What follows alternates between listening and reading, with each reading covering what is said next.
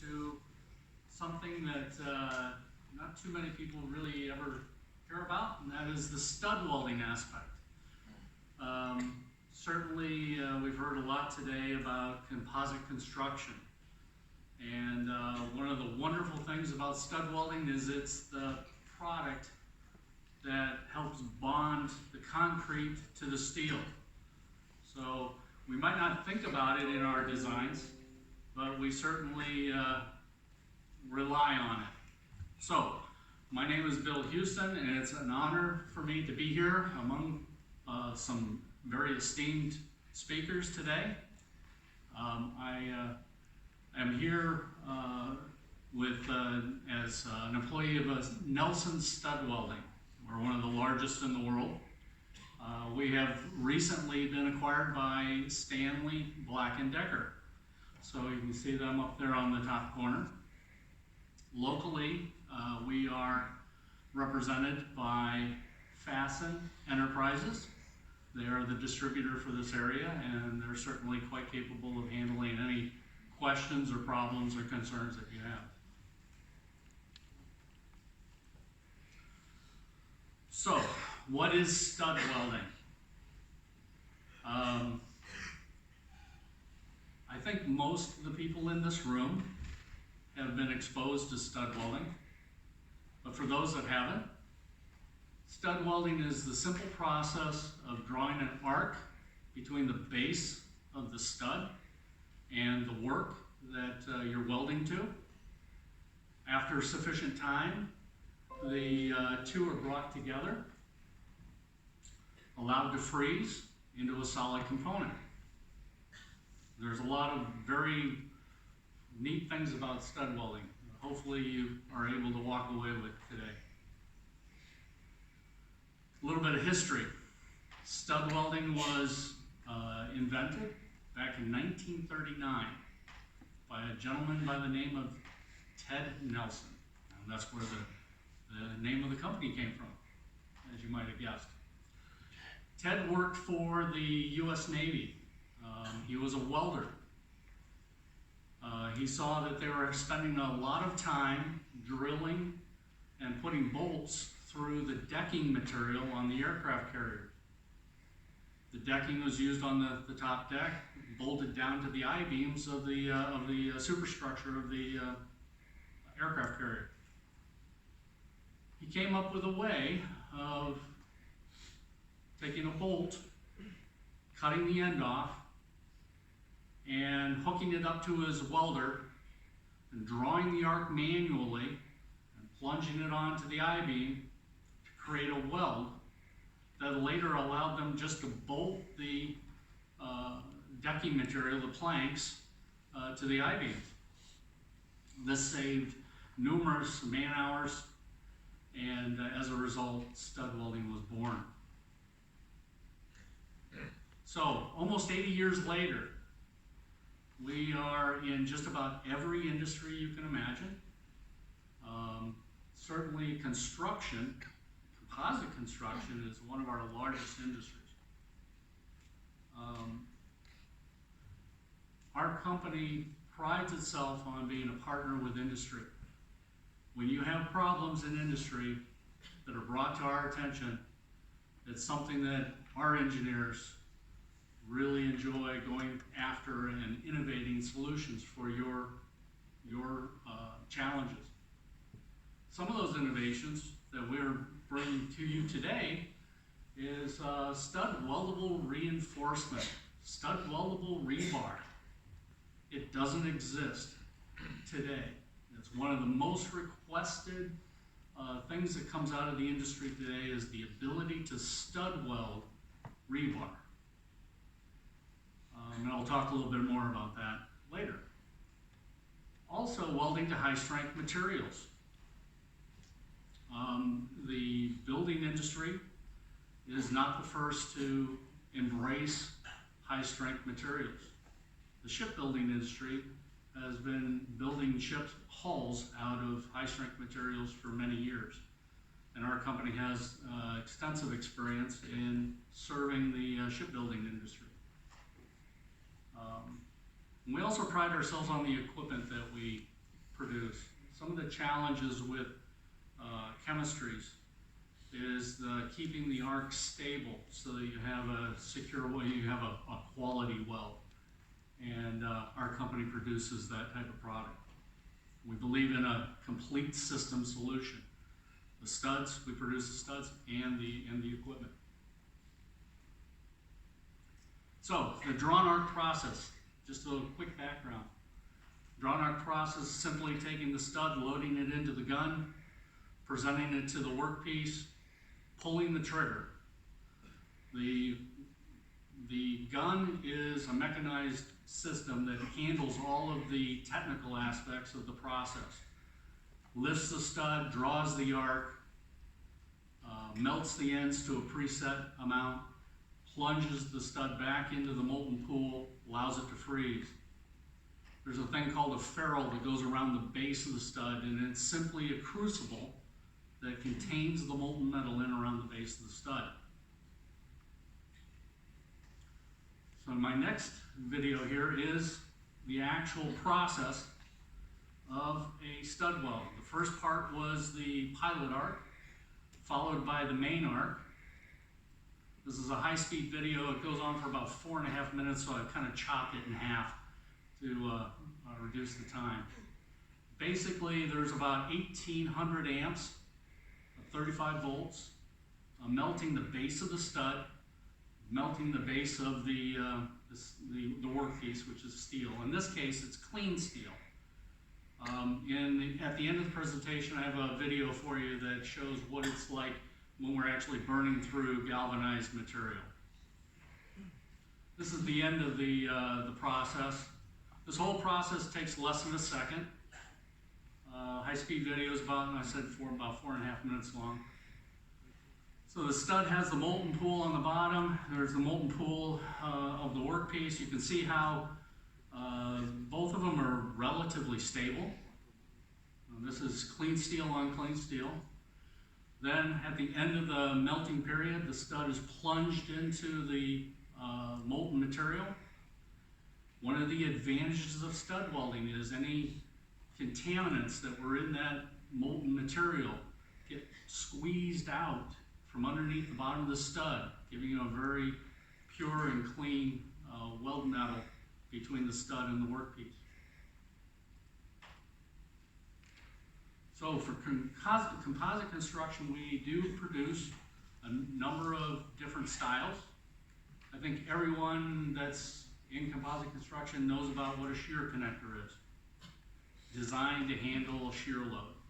We also produce concrete headed anchors that are primarily for the resistance of tension.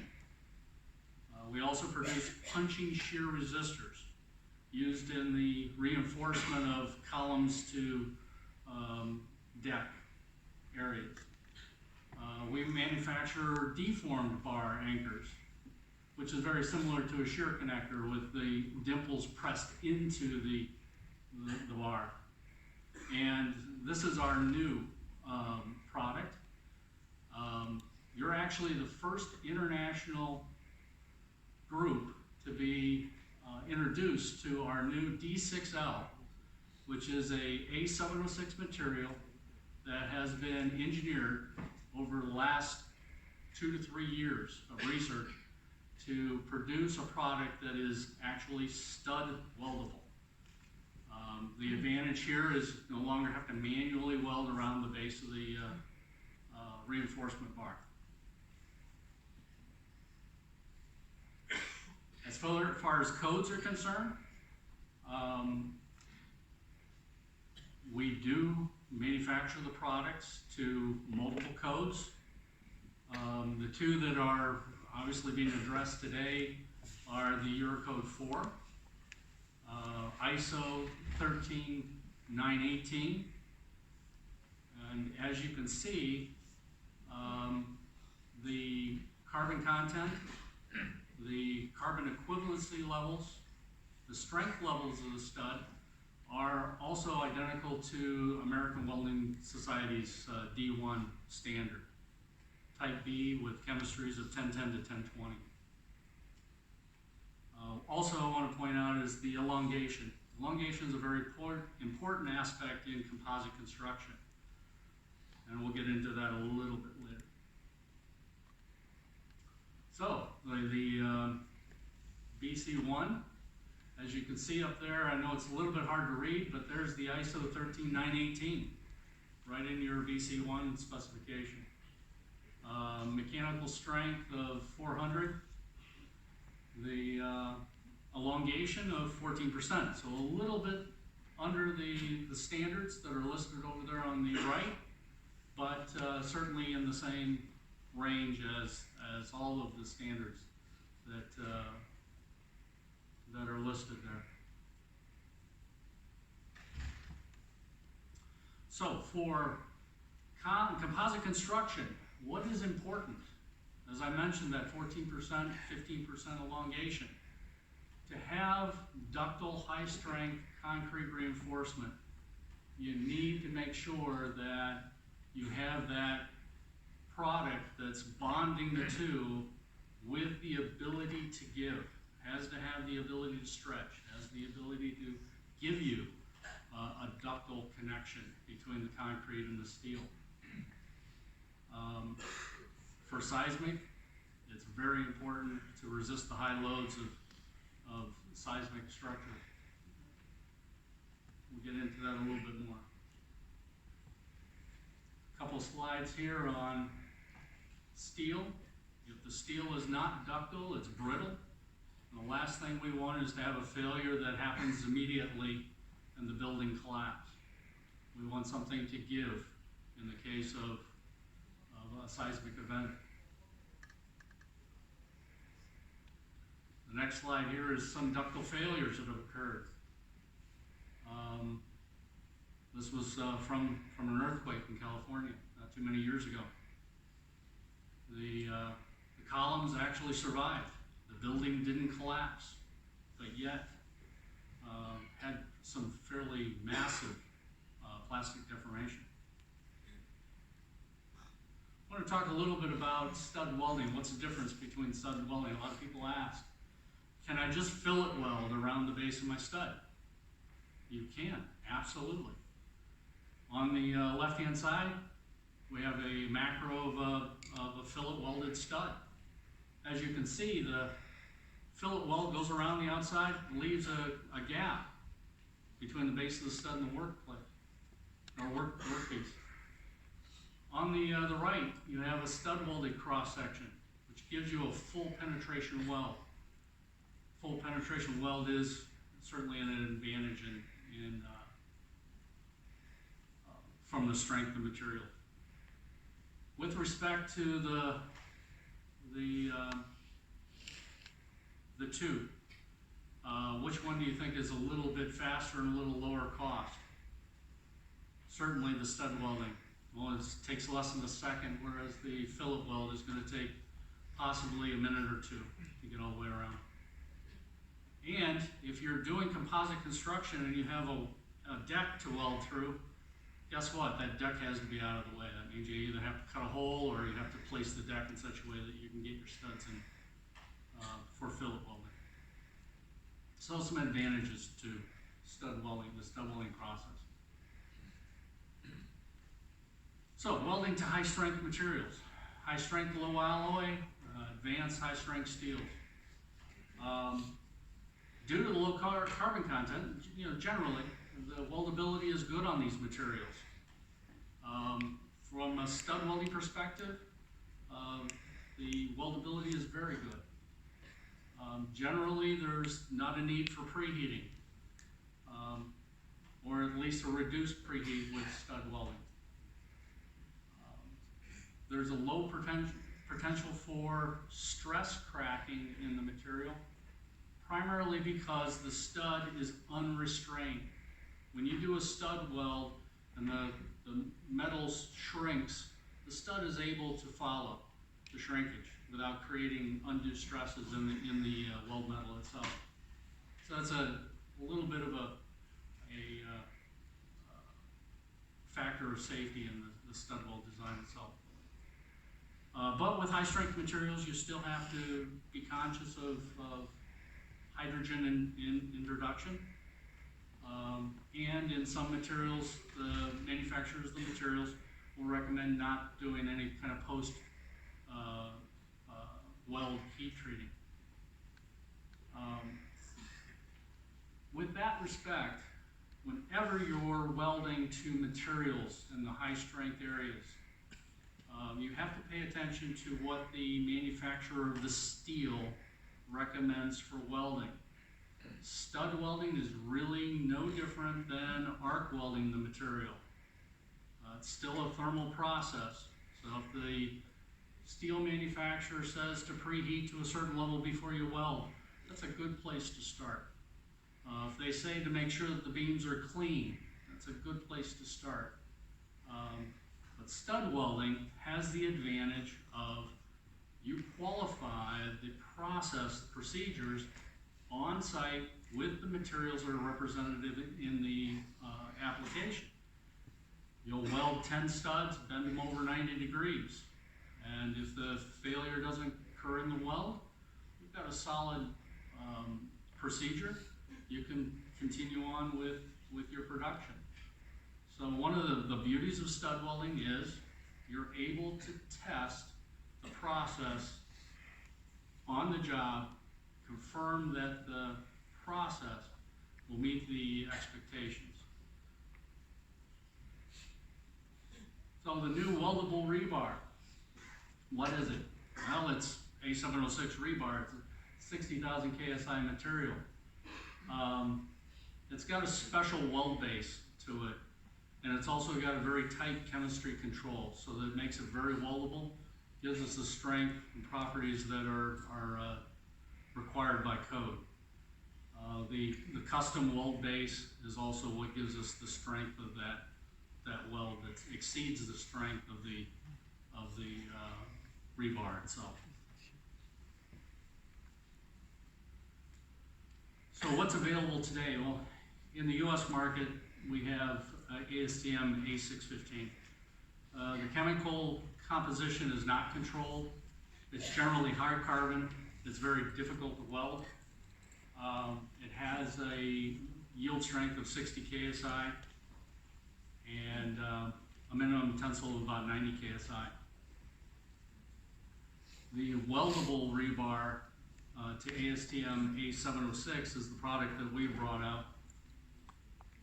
It is has a 60 KSI yield, has an 80 KSI tensile, has a minimum separation. One of the requirements of ASTM A706 is a minimum separation of yield to tensile of 1.24.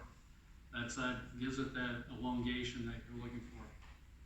Minimum elongation in 8 inches is 10 to 14%, and the carbon is held to a 0.23% on this material. So it took us approximately 2 years of research and development to bring this product to market. We've been in the U.S. Selling it in the market now for about a year. I don't believe that it has been shipped internationally, but it's certainly available if anyone's interested. Some of our keynote projects. Try to go through these fairly quickly.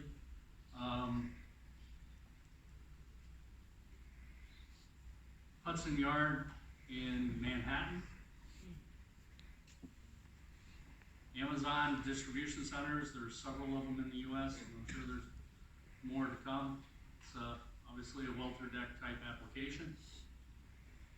Hyperloop 1, we provide all the studs for this product as well. The Tesla Gigafactory. I believe it's even continuing to grow. It's even bigger now. We have all the studs there. Shanghai Tower.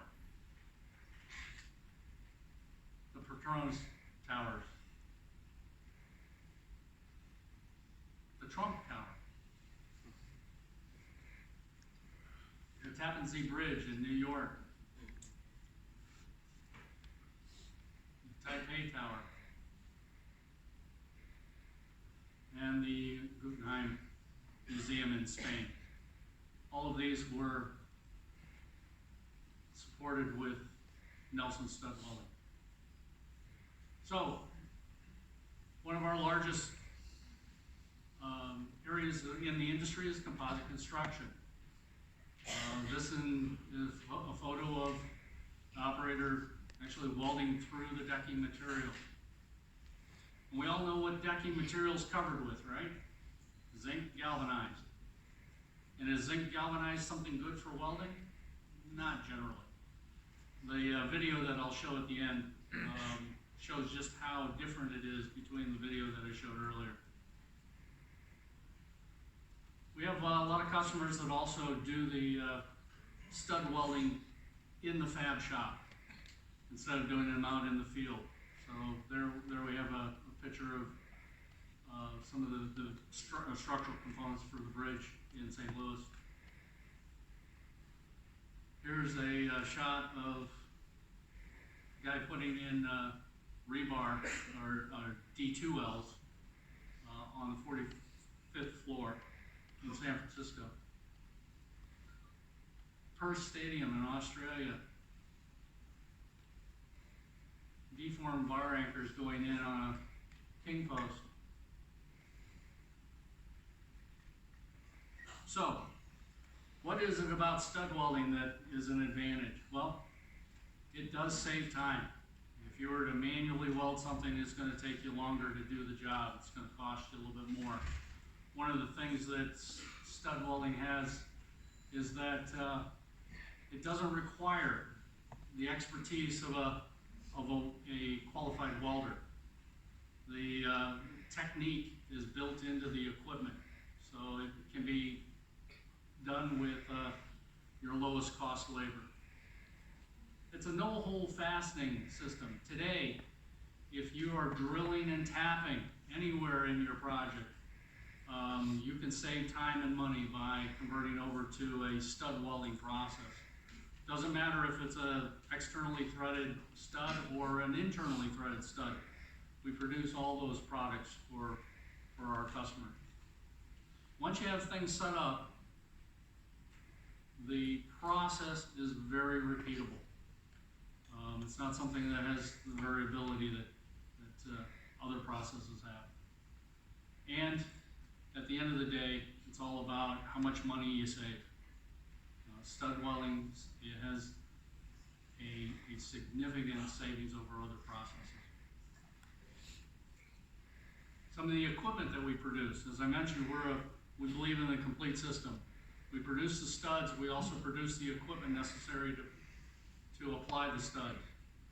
Everything from diesel generators all the way down to battery operated pin welders for putting up insulation. Our systems are microprocess controlled, high speed, so that we can achieve quality welds with very demanding applications. We also provide all of the accessories, all of the other bits and pieces, the guns, the ferrules, the ferrule grips necessary to get the job done. Bottom line is we increase the productivity. If you have issues with wanting to get the job done, stud welding is a really good way to go about it. The comparison here is looking at the new D6L rebar versus manually welding an A706. The amount of studs per day is very conservatively shown here, between 200 and 250 a day versus 50 to 60 studs a day. And even though the stud might be a little bit more expensive, your in-place cost is over $1.50 per stud. And again, these are very conservative numbers. So, our approach is to take on these projects from a global perspective, provide a total system approach to the solution, innovate, apply research and development to get these solutions to the industry, and maintain our relationships with our customers. We have very long-term relationships with our customers. A lifetime commitment to value. Okay, I know that we have some questions at the end, but right now I'm going to just play the video at the end here.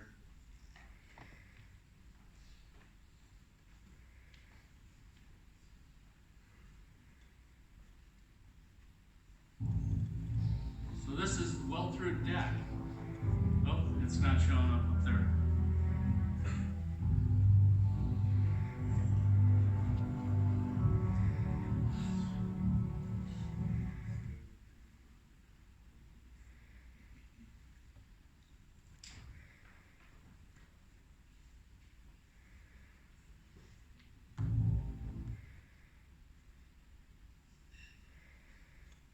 All right, another technical difficulty.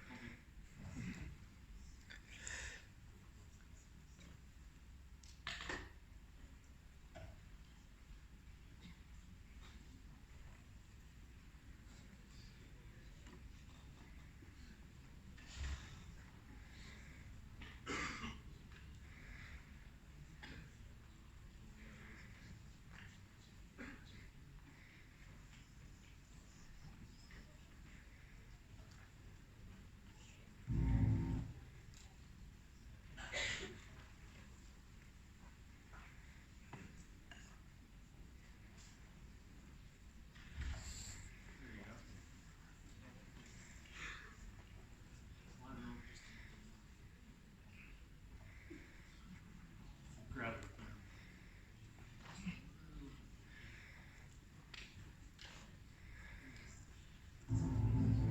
All right, so this is weld-through deck. It's going through G60 galvanized, about 1.5 millimeters thick, 1800 amps. Again, less than 1 second.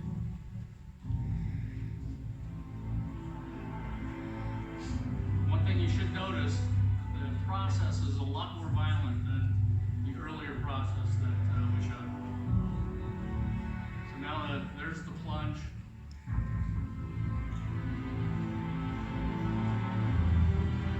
Now this is the same thing with an open ferrule. There's the pilot to main arc.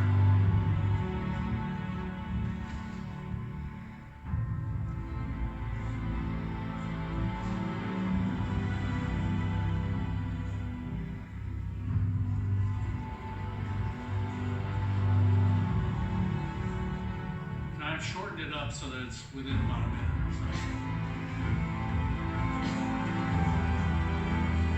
This is the point where you really need to look at how violent just the addition of one element, zinc, makes to the weld metal.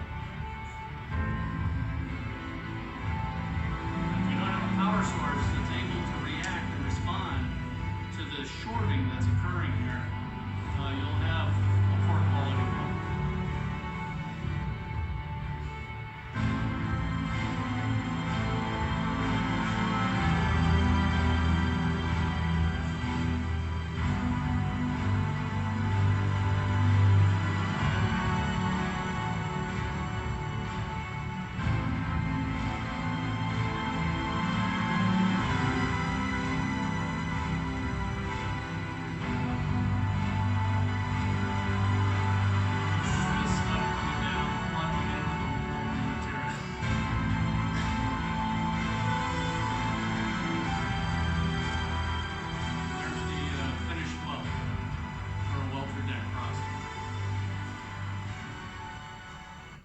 That's it. Thank you very much.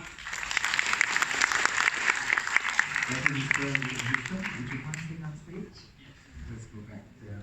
We'd like to invite all the panelists to come and take their seats. And ladies and gentlemen, this is coming to question.